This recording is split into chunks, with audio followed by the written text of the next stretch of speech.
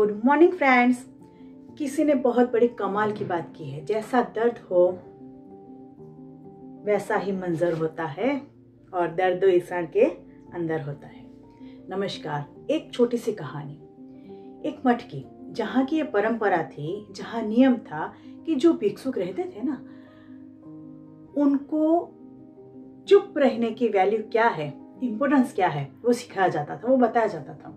उस मठ की ये परंपरा थी कि 5 साल में हर भिक्षुक के पास ये अपॉर्चुनिटी आती थी, अवसर आता था कि वो 2 शब्द बोल सकता है, सोच सोच के बोल सकता है। जो मठ के गुरु थे वो सबको बुलाते थे बारी बारी और वो अपनी अपनी बातें कहते थे और 2 शब्द बोलने का अवसर देते थे। भिक्षुक के मन में सवाल होता था और उत्तर भी होता, जो भी चल रहा था वो उसके मुताबिक बोल देता।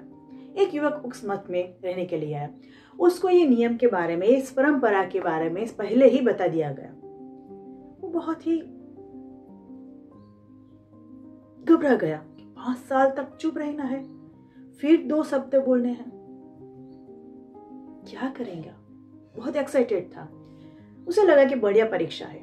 सब सोच के आए कि अब मठ में ही जीवन बिताना है। उसके शुरुआत के 5 साल और शुरुआत में ही उसको एक शिकायत हो गई। अब वो प्रतीक्षा करने लगा कि 5 साल कब तक पूर्ण होंगे और कब वो शिकायत वो 2 शब्दों में रखकर सबको बताएगा। 5 साल पूरे हो गए। गुरु ने बुलाया, भिक्षुक गया। गुरु ने परंपरा के अनुसार 2 उंगलियां दिखाई और इसे 2 शब्द बोलने थे। इसने 2 शब्द बोले कि गंदा खाना, यानी वो कहना चाह रहा था कि भोजन अच्छा नहीं है। गुरु मुस्कुराए और इसे कहा कि जाओ अभी। ये नीचे उतर गया। वो सोचने लगा कि गुरुजी ने मेरी बात के ऊपर कोई रिएक्शन नहीं दिया, कोई प्रतिक्रिया नहीं की, ये क्या बात हुई। फिर उसके अगले 5 साल शुरू हो गए चुप रहने के। वो किसी से पूछ भी नहीं सकता था।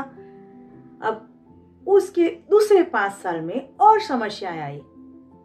इसे लगा कि फिर से 5 साल कब खत्म होंगे और जाके गुरुजी को बताए कि क्या प्रॉब्लम है। दूसरी दौर के भी जो 5 साल थे ना, यानी टोटल 10 साल। फिर से गुरु ने बुलाया, 2 उंगलियां दिखाई। उसने बोला कठोर बिस्तर, यानी उसका बिस्तर कठोर है, आरामदायक नहीं है, नींद नहीं आती है उसके ऊपर, बहुत हार्ड है। गुरु ने फिर से कुछ भी नहीं बोला, सिर्फ मुस्कुराए और इशारे में कह दिया कि चलो अभी जाओ। वो फिर से चला आया।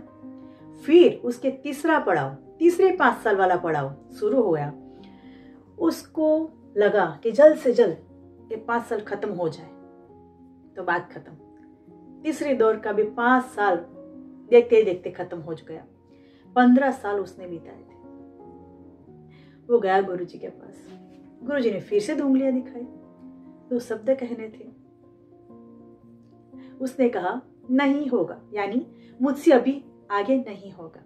गुरुजी ने कहा कि मुझे पता था कि तुम यही कहोगे, तुम जा सकते हो। वो आदमी मठ छोड़ के चला गया। इस छोटी सी कहानी से क्या सिखाती है कि वो भिक्षुक था, 5 साल तक जो प्रॉब्लम था उसका सॉल्यूशन ढूंढने की बजाय वो शिकायत करने के लिए 5 साल तक वेट करता रहा। खाना गंदा था तो खाना बनाना 5 साल में सीख सकता था, लेकिन उसने क्या किया, उसने प्रतीक्षा की 5 साल तक शिकायत बताने के लिए। दूसरे 5 साल में भी यही किया। हम भी यही करते हैं, हमारी समस्या को माइंड में घुमाते रहते हैं, लेकिन सामने रख दो या फिर उसका निवारण ढूंढो, उसका समाधान ढूंढ सकते, उसका सॉल्यूशन निकाल सकते हैं। इस जीवन में हर समस्या का समाधान होता है, लेकिन आपको खोजना पड़ता है। ऐसा ना हो कि हमारा जो जीवन काल है, उसके जो वर्ष जो हम जीवित रहने वाले हैं, ऐसे ही निकल जाए और ऊपर वाला हमें कहे कि चलो अब बताओ 2 शब्द, तो बस शिकायत करने में ही निकल जाए। ऐसे नहीं होना चाहिए। हमें हमारा जीवन भी शिकायत करने की वजह उसका सॉल्यूशन ढूंढ के मुसीबतों को दूर करना है। तो चलिए, कैसी लगी ये कहानी जरूर बताइएगा और मेरी चैनल को लाइक शेयर सब्सक्राइब जरूर कीजिए। थैंक यू, धन्यवाद, कीप स्माइलिंग, धन्यवाद।